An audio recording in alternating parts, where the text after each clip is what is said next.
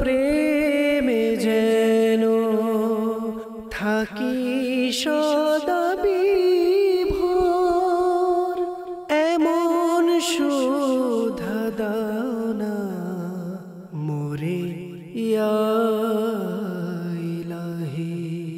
আলহামদুলিল্লাহি রাব্বিল আলামিন ওয়াসসালাতু ওয়াসসালামু আলা সাইয়্যিদিল আমবিয়াই ওয়াল মুরসালিন, আম্মা বা'দ, ফাআউযু বিল্লাহি মিনাশ শাইতানির রাজীম। বিসমিল্লাহির রহমানির রহিম। আসসালাতু ওয়াসসালামু আলাইকা ইয়া রাসূলাল্লাহ ওয়া আলা আলিকা ওয়া আসহাবিকা ইয়া হাবিবাল্লাহ। আসসালাতু ওয়াসসালামু আলাইকা ইয়া নাবিয়াল্লাহ ওয়া আলা আলিকা ওয়া আসহাবিকা ইয়া নূরাল্লাহ। মাদানী চ্যানেলের দর্শক শ্রোতা, আপনারা দেখছেন মাদানী চ্যানেলের ধারাবাহিক অনুষ্ঠান আল্লাহর প্রতি ভালোবাসা। প্রতি পর্বের নেই আজকেও আমরা এই অনুষ্ঠানে একটি বিষয় নিয়েছি। এই বিষয়ে আলোচনা করার জন্য আমাদের সাথে আছেন মুবাল্লিগে দাওয়াতি ইসলামী মোহাম্মদ এহসান ভাই। ইনশাআল্লাহ তাআলা আমরা হুজুরের কাছ থেকে আজকের যে বিষয়, এই বিষয় সম্পর্কে ইনশাআল্লাহ তাআলা আমরা শ্রবণ করব। তার পূর্বে আসুন আমরা দুরূদে পাক পাঠ করার ফজিলত সম্পর্কে জেনে নেই। হযরত শেরে খুদা মাওলা আলী রাদিয়াল্লাহু তাআলা আনহু থেকে বর্ণিত, তিনি বলেন, আল্লাহ পাক জান্নাতে একটি বৃক্ষ সৃষ্টি করেছেন যার ফল আপেলের চেয়ে বড় এবং আনারের থেকে ছোট, মাখনের চেয়ে নরম, মধুর চেয়েও মিষ্টি এবং মেশকের চেয়েও অধিক সুগন্ধিময়। এই বৃক্ষের ডালসমূহ ভেজা মুক্তার, কাণ্ড স্বর্ণের এবং পাতা মূল্যবান পাথরের। ওই বৃক্ষের ফল ওই ব্যক্তি ভক্ষণ করতে পারবে, খেতে পারবে যে ব্যক্তি রাসূলুল্লাহ সাল্লাল্লাহু আলাইহি ওয়া আলিহি ওয়াসাল্লামের উপর অধিক হারে দুরূদে পাক পাঠ করবে। সল্লু আলাল হাবিব সাল্লাল্লাহু তাআলা আলা মুহাম্মদ সাল্লাল্লাহু আলাইহি ওয়া আলিহি ওয়াসাল্লাম। দর্শক শ্রোতা, আজকে আমরা যে বিষয় নিয়েছি, আমাদের বিষয় হচ্ছে আল্লাহর প্রতি ভালোবাসা এবং নামাজ। যে ব্যক্তি আল্লাহকে ভালোবাসে ওই ব্যক্তি কখনোই নামাজ ছাড়া থাকতে পারে না। নামাজ হচ্ছে আল্লাহ পাক রব্বুল আলামিন এর ভালোবাসার একটি সর্বোত্তম মাধ্যম। নামাজের মাধ্যমেই বান্দা তার খালিক রব তাআলার সাথে কালাম করতে পারে। আসসালাতু মিরাজুল মুমিনিন, নামাজ মুমিনের মেরাজ। তাই দর্শক শ্রোতা, ইনশাআল্লাহ তাআলা আমরা হুজুরের কাছ থেকে এই বিষয়ে শ্রবণ করব। তার পূর্বে চলুন আমরা একটি সুন্দর ঘটনা শ্রবণ করে আসি। হযরতে বায়েজিদ বুস্তামি রহমতুল্লাহ তাআলা আলাইকে একজন ব্যক্তি জিজ্ঞাসা করলেন, হুজুর, আল্লাহ পাক রব্বুল আলামিনকে যে ব্যক্তি ভালোবাসে এবং আল্লাহ পাক যাকে ভালোবাসে এর নিদর্শন কি, চেনার উপায় কি? এখানে দুইটা প্রশ্ন ছিল। একটি হলো আল্লাহ পাক রব্বুল আলামিনকে যে ব্যক্তি ভালোবাসে তার নিদর্শন, আরেকটি হচ্ছে আল্লাহ পাক রব্বুল আলামিন যাকে ভালোবাসে তার নিদর্শন। চলুন আমরা এখন উত্তরগুলো জেনে নেই। হযরত বায়েজিদ বুস্তামি রহমতুল্লাহ তাআলা আলাই উনি উত্তর দিলেন, আল্লাহ পাক রব্বুল আলামিনকে যে ব্যক্তি ভালোবাসে ওই ব্যক্তি মাশগুলুন ফি ইবাদাতিহি রাকিআন ওয়া সাজিদান। অর্থাৎ যে ব্যক্তি আল্লাহ পাক রব্বুল আলামিনকে ভালোবাসে ওই ব্যক্তি আল্লাহ পাক রব্বুল আলামিনের ইবাদত করবে রুকুর হালতে, সাজদার হালতে। যখন রুকু সাজদা ইবাদত করতে করতে ক্লান্ত হয়ে যাবে তখন ওই ব্যক্তি আল্লাহ পাক রব্বুল আলামিনের ইবাদত জবান দ্বারা শুরু করে দিবে।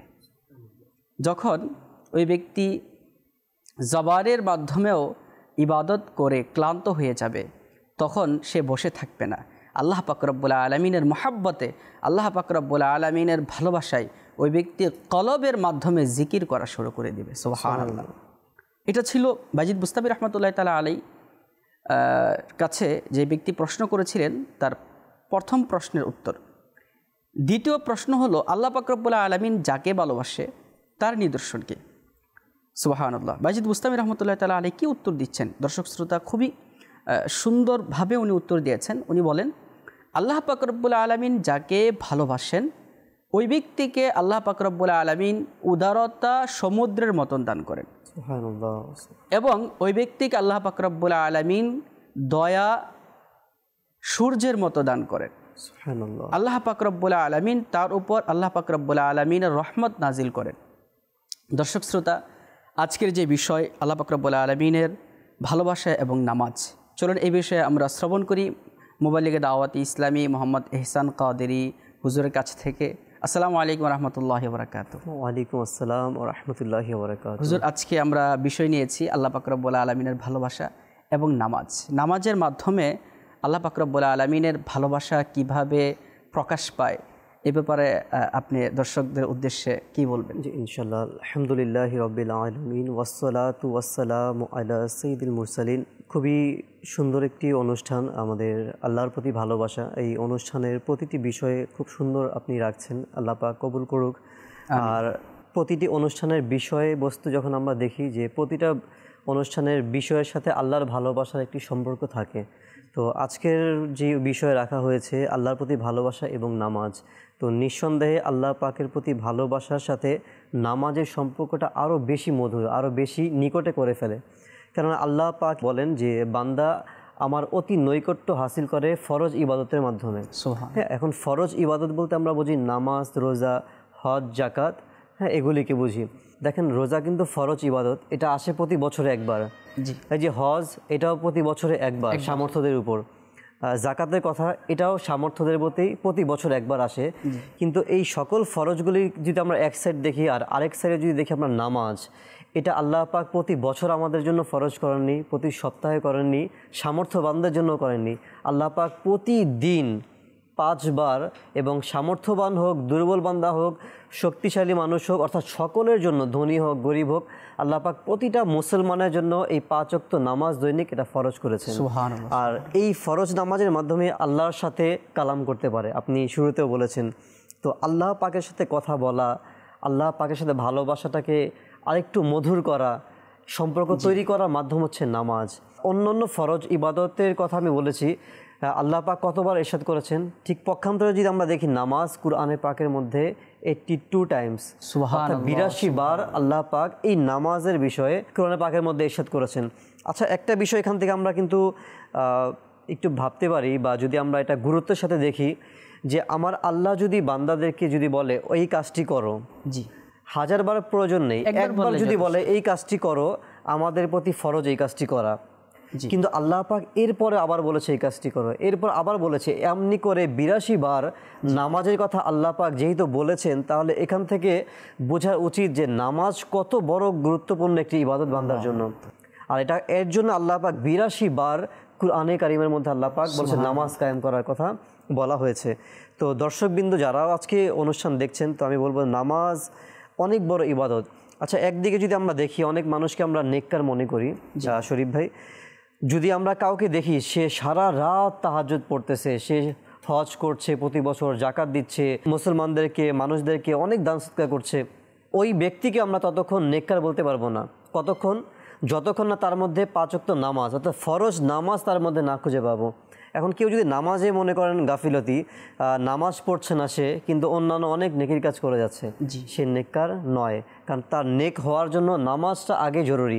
কারণ সবচেয়ে উত্তম আফজাল ইবাদত বলা হচ্ছে নামাজের ব্যাপারে। নামাজের ব্যাপারে আমি যেটা আপনার হলো মুতাআলা করেছি, জি আল্লাহ পাক রব্বুল আলামিন যত হুকুম হাকাম নাজিল করেছেন ফেরেশতার মাধ্যমে এই জমিনে নাজিল করেছেন। কিন্তু আল্লাহ তাআলা যখন নামাজকে ফরজ করার এই উম্মতের উপর না 5 ওয়াক্ত নামাজকে ফরজ করার আল্লাহ পাক রব্বুল আলামিন ইরাদা করেছেন, তখন আল্লাহ পাক রব্বুল আলামিন ফেরেশতার মাধ্যমে এই নামাজটাকে ফরজ করেন নাই। এই হুকুমটা ফেরেশতার মাধ্যমে আল্লাহ পাক রব্বুল আলামিন রসুলের কাছে পৌঁছান নাই, বরঞ্চ আল্লাহ পাক রব্বুল আলামিন নবী পাক সাল্লাল্লাহু আলাইহি ওয়া আলিহি ওয়াসাল্লামকে মেরাজে নিয়ে গিয়েছেন। সুবহানাল্লাহ। মেরাজে নিয়ে গিয়ে আল্লাহ পাক রব্বুল আলামিন রাসূলুল্লাহ সাল্লাল্লাহু আলাইহি ওয়াসাল্লামের উপর এই নামাজকে ফরজ করেছেন। সুবহানাল্লাহ, গুরুত্বপূর্ণ বিষয়। তাহলে আমরা যে জিনিসটা বুঝলাম যে নামাজের সবচেয়ে বেশি গুরুত্ব এই উম্মতের উপর নামাজ ফরজ করার জন্য আল্লাহ পাক রব্বুল আলামিন রসুলকে মেরাজে নিয়ে গিয়েছেন, এবং ওখানে এই নামাজের ব্যাপারে আল্লাহ পাক রব্বুল আলামিন রাসূলকে অনেক বড় তোফা দিয়েছেন। সুবহানাল্লাহ, আল্লাহ পাক নামাজের মাধ্যমে। আপনি যেটা মিরাজের ঘটনা বলছেন, আসলে যারা মিরাজের ওয়াকিয়া সম্পর্কে জ্ঞান রাখে, তো তারা প্রতিটা, শুধু তারা না বরং পৃথিবীর প্রতিটা মুসলমান কিন্তু এই ওয়াকিয়া, এই হাদিসে মুবারাকা সম্পর্কে জ্ঞাত রয়েছে। যে আল্লাহ পাক মিরাজে যে নবী পাক সাল্লাল্লাহু আলাইহি সাল্লামকে তার উম্মতির প্রতি অর্থাৎ আমাদের উপর যে 50 ওয়াক্ত নামাজ ফরজ করেছেন, তো মুসা আলাইহিস সালামের মাধ্যমে এটা কমতে কমতে 5 ওয়াক্ততে নেমে আসলো। তো দেখেন আল্লাহ পাক কেমন দয়াবান, আর দয়াটা করেছে আল্লাহ রাসূলের উসিলাতে আমাদের উপর।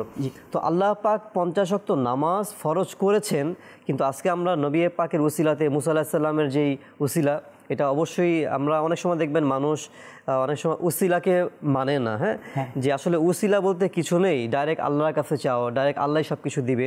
তো এখান থেকে অনেক বড় একটি মেসেজ তাদের জন্য যারা উসিলাকে স্বীকার করে না, ওসিলাকে মানতে চায় না। তো এই ওয়াকিয়া সবাই জানে যে মিরাজের রাতে আল্লাহ পাক আমার নবী পাক সাল্লাল্লাহু আলাইহি সাল্লামের উম্মতিকে তোহফা হিসেবে উপহারস্বরূপ 50 ওয়াক্ত নামাজ দিয়েছে। মুসা আলাইহিস সালামের উসিলাতে এটা কমতে কমতে 5 ওয়াক্ত, উসিলাতেই তো কমেছে। জি। তো এখন আজকে যারা উসিলা মানে না তারা কি আজকে 50 ওয়াক্ত নামাজ পড়ছে? না, ওনারা তো 5 ওয়াক্ত নামাজ 5 ওয়াক্তই পড়ছে। তা কেন পড়ছে? উসিলা তো জায়েজ নেই, উসিলা তো মানা যাবে না। তো আসলে উসিলা জায়েজ রয়েছে, এবং আমরা যদি উসিলার ইতিহাস দেখি যে বাবা আদম আলা নবিয়িনা ওয়া আলাইহিস সালাতু ওয়াস সালাম থেকেই উসিলা শুরু হয়েছে। এখন আদি পিতা থেকেই উসিলার আবির্ভাব হয়েছে। তো আসল টপিক অন্যদিকে আমি যাব না, বলার উদ্দেশ্য হচ্ছে আল্লাহ পাক রব্বুল আলামিনের ভালোবাসা কি ভালোবাসা। আচ্ছা, এই যে 50 ওয়াক্ত নামাজ থেকে 5 ওয়াক্ত নামাজ কেন করেছে? আচ্ছা, আল্লাহ পাক 50 ওয়াক্ত জায়গায় 5 ওয়াক্ত করেছে, কিন্তু সওয়াব কিন্তু 50 ওয়াক্তেরই আল্লাহ পাক দিয়েছেন। তো আমরা অনেক সময় ভাবি যে আল্লাহ পাক 50 ওয়াক্তর জায়গায় 5 ওয়াক্ত, আগে তো 50 ওয়াক্ত বললে এর সওয়াব অনেক পেতাম, এখন 5 ওয়াক্ত বললে কি সেই সওয়াব আমি পাবো কিনা? সওয়াবের মধ্যে কমই নেই। আল্লাহ পাক দেখেন আমার আপন হাবিব সাল্লাল্লাহু আলাইহি সাল্লামের উসিলাতে বান্দাদেরকে 50 ওয়াক্তর জায়গায় 5 ওয়াক্ত নামাজ বান্দা ঠিকই পড়বে, সওয়াব পাবে 50 ওয়াক্তের সওয়াব। সুবহানাল্লাহ। আচ্ছা, এটা কেন? আমরা অনেক সুন্দর উম্মতি মুহাম্মাদি, আমাদের দেখতে অনেক সুন্দর চেহারা, আমরা অনেক আকর্ষণীয়, এমনটা নয়, বরং আল্লাহ রাসূল হাবিবের উসিলাতে। আজকে দেখেন মানে ডিউটি কমেছে কিন্তু স্যালারি কমেনি। তো আমাদের মধ্যে একটা যে এক্সাম্পল, যে আজকে দেখবেন অনেক মানুষ আছে যারা 1 ঘন্টা কাজ করে, জাস্ট সময় দেয় 1 ঘন্টায়, কিন্তু সে 1 লাখ টাকা স্যালারি পায়। আর অপর দিকে দেখবেন আরেক ব্যক্তি 10 ঘন্টা অনেক কষ্ট করে, অনেক পরিশ্রম করে, স্যালারি পায় 10,000। তো পার্থক্য কি? মর্যাদা, তার শান। তো আল্লাহ পাক শান অনুযায়ী, আপন হাবিব সাল্লাল্লাহু আলাইহি সাল্লামের যেই শান, ওই শান অনুযায়ী তার ওসিলাতে আমাদেরকে, আমরা নামাজ পড়ব 5 ওয়াক্ত, আল্লাহ পাক শান অনুযায়ী আমাদের সওয়াব দিবেন 50 ওয়াক্তের নামাজ। নামাজের মাধ্যমে জি আল্লাহ পাক রব্বুল আলামিনের সবচেয়ে বেশি নৈকট্য অর্জন করে। আল্লাহর ওলি হওয়ার জন্য তো আল্লাহ বলেছেন আমার ফরজ ইবাদতের পর যখন বান্দা নফল ইবাদত করবে আমার অতি নিকটে হয়ে যায়। তো এটা বলেছে ফরজ ইবাদতের পর। এখন যদি কেউ ফরজ বাদ দিয়ে যতই কিছু করুক, হ্যাঁ, মানুষ অনেক সময় দেখেন মনে করে যে সে অনেক বড় বাবা হয়ে গেছে, অনেক বড় পীর হয়ে গেছে, কিন্তু তার খোঁজ নিলে দেখা যাবে তার 1 ওয়াক্ত নামাজের কোনো খবর নেই। আসলে তাকে আল্লাহর ওলি বা তাকে পীর মাশায়েখ বলার কোনো যুক্তি এখানে। অনেক সময় সাংসারিক কাজ এমন আসে, এমন ব্যস্ত হয়ে যায় যে নামাজের জন্য সময় বের করা এটা কষ্টকর হয়ে যায়। ওই টাইমেও কি নামাজ আদায় করতে হবে না, পরবর্তীতে কাজা আদায় করে নিলেই হবে? হুজুর দেখেন, এটা যেহেতু মাসালার বিষয়, আর আপনি মাশাআল্লাহ আলিমে দিন রয়েছেন, আপনি এই বিষয়গুলি আরও ভালো আমার থেকে আপনি জানবেন এই বিষয়গুলি। তো দর্শকদের উদ্দেশ্যে বলা যে মানুষের যত কাজ হোক না কেন সবার আগে ফরজ নামাজ। আচ্ছা দেখেন, সবার আগে নামাজ হোক বা যে কোনো ফরজ হোক।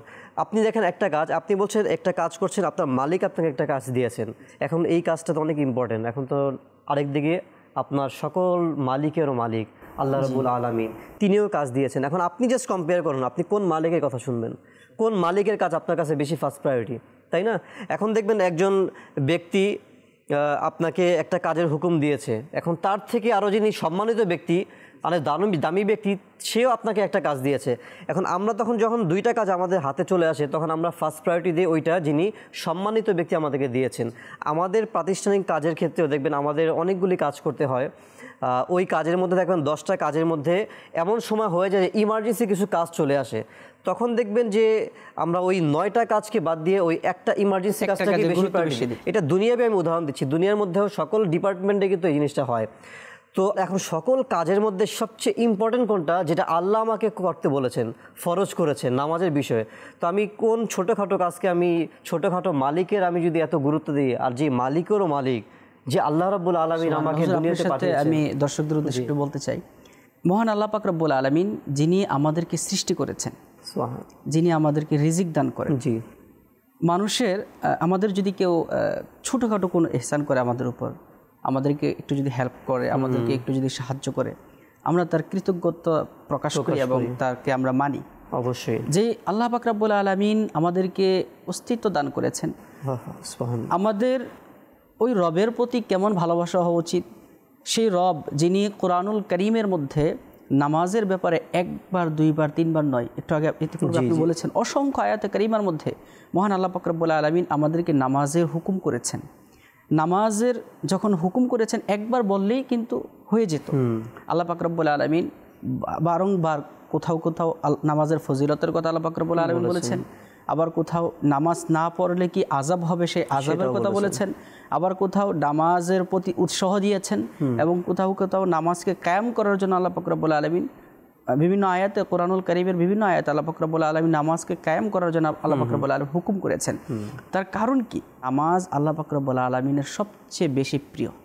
এবং বান্দা যখন নামাজে দাঁড়ায়, নামাজে দাঁড়ানোর পর যখন তার সেজদাটা, তার মাথাটা, তার পেশানিটা যখন সে মাটিতে রেখে সুবহানা রাব্বিয়াল আ'লা, সুবহানা রাব্বিয়াল আ'লা বলে, তখন আল্লাহ পাক রব্বুল আলামিন অনেক খুশি হয়। সুবহানাল্লাহ। এবং আল্লাহ পাক রব্বুল আলামিনের প্রতি বান্দার ভালোবাসা এতটাই বেড়ে যায়, আল্লাহ পাক রব্বুল আলামিনকে যে বান্দাগণ ভালোবাসে তারা তাদের মাথাটা নিচে রাখে, বলে হে মাওলা, আমরা কিছুই ছিলাম না, তুমি আমাদেরকে সৃষ্টি করেছ, তুমি রাজ্জাক, তুমি আমাদের রিজিক দাও, তুমি রহিম, তুমি আমাদের উপর রহমত দান করো মাওলা। হযরত বাইজিদ বুস্তামি রহমতুল্লাহি তাআলা আলাইহি এর ঘটনা আমরা শুনেছিলাম। এখন দর্শকদের উদ্দেশ্যে আমি হযরত রাবিয়া বসরিয়া রহমতুল্লাহি আলাইহা, যিনি একজন মহিলা ছিলেন, আমি ওনার একটা ঘটনা স্টাডি করেছি, যেখানে আসছে উনি 50 বছর, 1-2 বছর না হুজুর, 50 বছর উনি বিছানায় সোজা হয়ে শুয়ে নাই, ওনার পিঠকে বিছানার সাথে সোজা করেন নাই, এবং 50 বছর ওনার মাথা বালিশে দিয়ে উনি সোজা হয়ে ঘুমান নাই। উনি কি করতেন? উনি সারা রাত আল্লাহ পাক রব্বুল আলামিনের নামাজে কাটিয়ে দিতেন, ইবাদতে কাটিয়ে দিতেন, উনি রোজা রাখতেন সারাদিন। একজন চোর আসছিল ওনার ঘরে, চোর আসার পর এখন ঘরের চতুর্দিকে সব কিছু খুঁজতেছে, কিন্তু খোঁজার পর হুজুর আসলে ওই কোনো কিছু পাচ্ছে না। যখন সে চলে যাবে ওই মুহূর্তে রাবিয়া বসরি রহমতুল্লাহ তাআলা আলাইহা ওই চোরকে বলল, হে চোর, হে গরিব লোক, যদি তুমি চালাক এবং সাবধান চোর হয়ে থাকো তাহলে আমার ঘরে যে এসেছ তুমি কোনো কিছু না নিয়ে ঘর থেকে বের হয়ে যাও। আল্লাহু আকবার। ওই চোর উত্তর দিল, আপনার ঘরে তো একটা বদনা ছাড়া কিছুই নেই, আমি কি নিব আপনার ঘর থেকে? রাবিয়া বসরি রহমতুল্লাহ আলাইহা বলল, তুমি যাও, এই বদনাটা নিয়ে তুমি বাইরে থেকে উজু করে আসো। ঘরে আসলো রাবিয়া বসরি রহমতুল্লাহ তাআলা আলাইহা, ওনাকে এখানেও নামাজের কত গুরুত্ব, রাবিয়া বসরি রহমতুল্লাহ তাআলা আলাইহা তাকে নামাজের মধ্যে দাঁড় করে দিয়েছে। সুবহানাল্লাহ। রবের প্রতি, আল্লাহর প্রতি কেমন ভালোবাসা ছিল রাবিয়া বসরি রহমতুল্লাহ আলাইহা, ওনার যে চোরকে নামাজের মধ্যে দাঁড় করে দিয়ে আল্লাহ পাক রব্বুল আলামিনের কাছে হাত উঠিয়ে দিলেন, বললেন, আল্লাহ, আমার যতটুকু করার ছিল আমি করে দিয়েছি, বাকি তুমি তার অন্তরকে পরিবর্তন করে দাও। সুবহানাল্লাহ। পরবর্তীতে হুজুর যেটা কিতাবে আসছে, ওই ব্যক্তি সাজদায় গিয়ে কান্না করতেছে এবং বলতেছে, আল্লাহ, আমি এত পাপ করেছি, দুনিয়ার মানুষ কেউ জানে নাই, তুমি তো জানো, কিয়ামতের দিন যদি সবার সামনে প্রকাশ হয়ে যায় আমি কিভাবে মুখ দেখাবো। তার নিজেকে সে অনুতপ্ত হচ্ছে, অনুশোচনা তৈরি হলো তার মনের মধ্যে। রাবিয়া বসরি রহমতুল্লাহ তাআলা আলাইহা তখন আল্লাহ পাক রব্বুল আলামিনের কাছে হাত উঠালেন, হে আল্লাহ, তাকে একটু সময় হলো আমি নামাজে দাঁড় করাইলাম, তুমি তাকে কবুল করে নিয়েছো মাওলা, আমি কতদিন তোমার দরবারে কান্না করছি, 50 বছর যিনি বিছানায় পিঠ সোজা করেন নাই। আল্লাহ পাক রব্বুল আলামিনের কাছে হাত উঠিয়ে বললেন, আল্লাহ, আমি এত বছর তোমার কাছে আমি ক্ষমা চাই, আল্লাহ, তুমি কি আমাকে কবুল করবা না?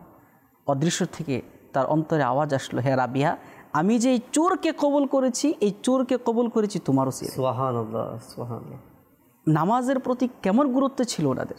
সুবহানাল্লাহ। চোর আসছে, উজু করে বললে, নামাজ পড়ো, আমার রবের দরবারে সেজদা করো, আমার রবের কাছে তুমি সেজদা দাও, সেজদা দিলে আল্লাহ পাক রব্বুল আলামিন তোমাকে ক্ষমা করে দিবে। সুবহানাল্লাহ। অর্থাৎ চোর এসে যা নিয়ে গেল, তা সামান্য কোনো কিছু নিল না, বরং এমন নিয়ামত নিয়ে গেল সে যে আল্লাহকে রাজি করে ফেলল। সুবহানাল্লাহ। নামাজের ওসিলাতে আসলে শরীফ ভাই, যারা আশিকে নামাজ, আল্লাহ ওয়ালা যারা, তারা দেখবে সর্বদা যে নামাজকে খুব প্রায়োরিটি দেয়। সব কিছু একদিকে পৃথিবীর, নামাজ আরেক দিকে। তো আসলে আল্লাহ ওয়ালাদের নামাজ যদি আমরা দেখি তো ইনশাল্লাহ আমাদের অন্তরের মধ্যেও নামাজ পড়ার প্রেম এবং নামাজের মধ্যে যেই খুশু খুজু রয়েছে তো এটা আমাদের সৃষ্টি হবে। তো একটি ওয়াকে আমি বলবো, সেটা হচ্ছে হযরত সাইয়েদুনা জাবের রাদিয়াল্লাহু তাআলা আনহু, তিনি নবী করিম সাল্লাল্লাহু আলাইহি ওয়াসাল্লামের সাহাবায়ে কিরামের ইবাদতের উল্লেখ করতে গিয়ে শামাঈ রিসালাতের দুইজন পরওয়ানার ঘটনা তিনি বর্ণনা করেছেন। তিনি বলেন যে আমরা একবার নবী পাক সাল্লাল্লাহু আলাইহি ওয়াসাল্লামের সাথে গাজওয়ায় ছিলাম। ফেরার সময় একটি পাহাড়ি এলাকা দিয়ে আসছিলাম। হুজুরে পাক সাল্লাল্লাহু আলাইহি ওয়াসাল্লাম আমাদেরকে সেখানে অবস্থান করার জন্য নির্দেশ দিলেন এবং সকল সাহাবা ইকরামরা সেখানে অবস্থান করলেন। নবী পাক সাল্লাল্লাহু আলাইহি ওয়াসাল্লাম ইরশাদ করলেন যে আজ রাতে তোমাদের মধ্যে কে পাহারা দিবে।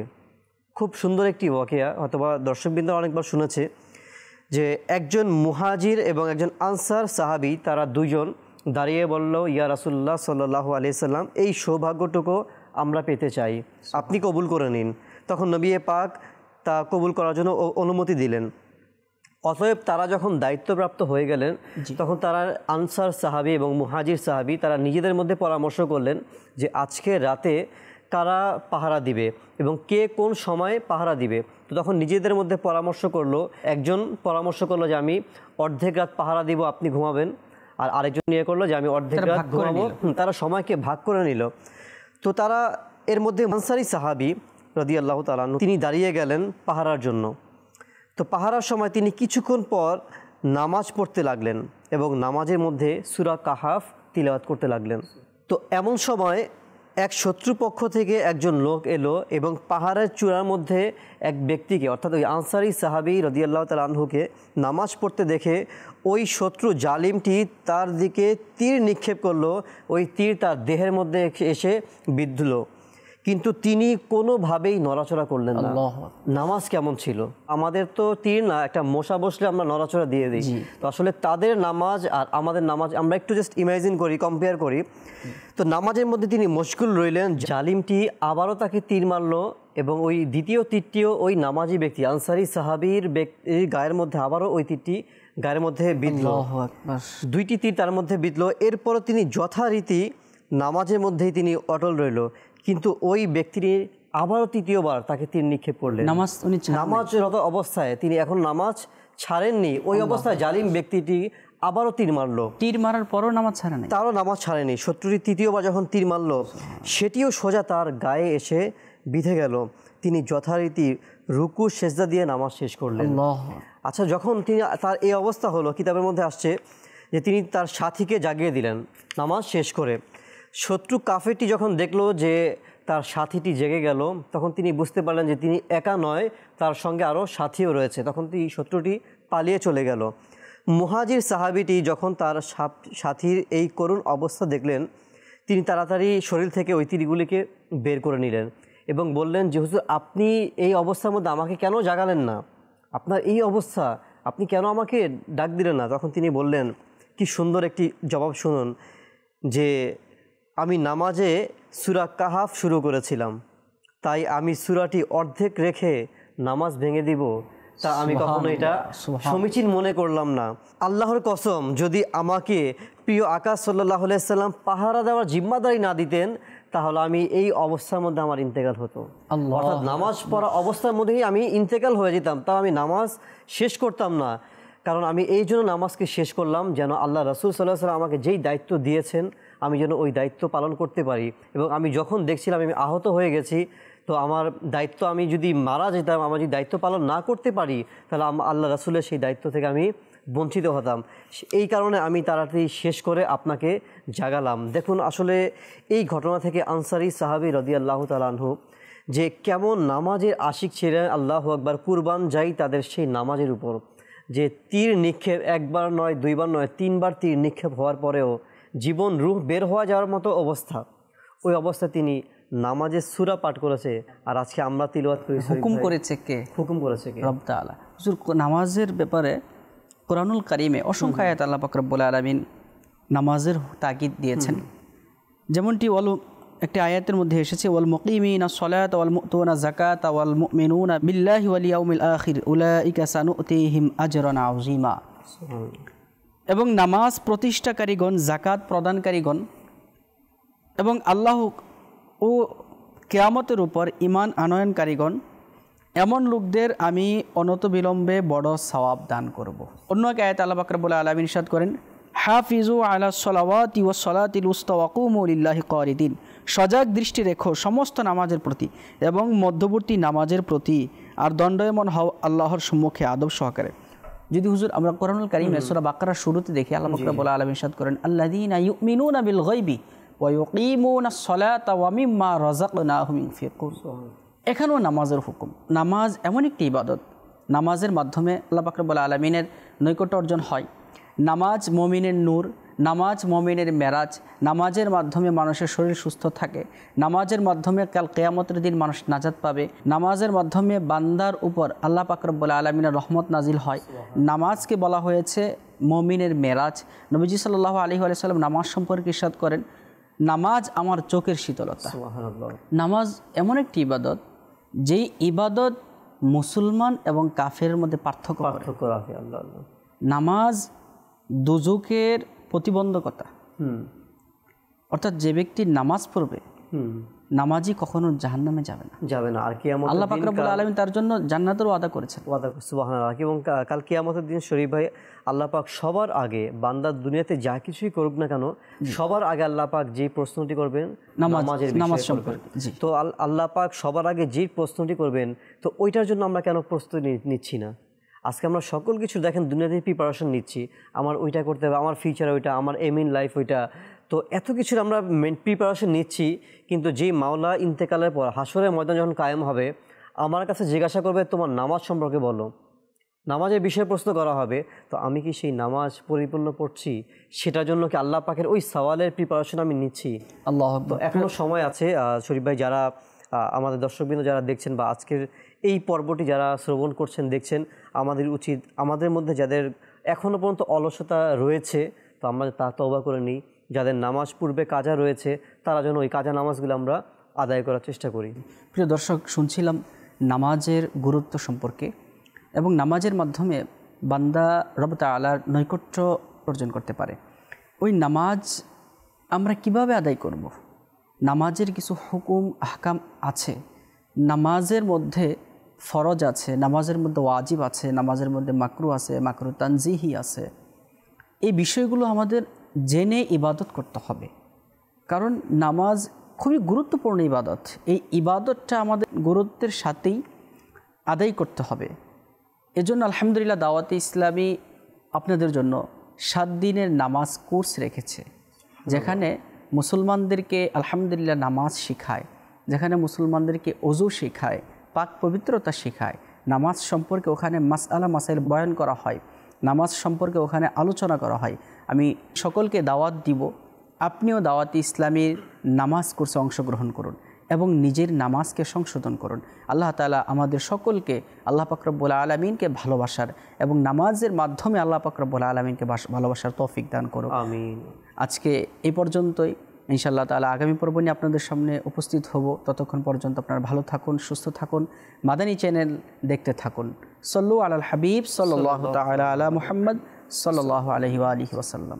তোমার প্রেমে যেন থাকি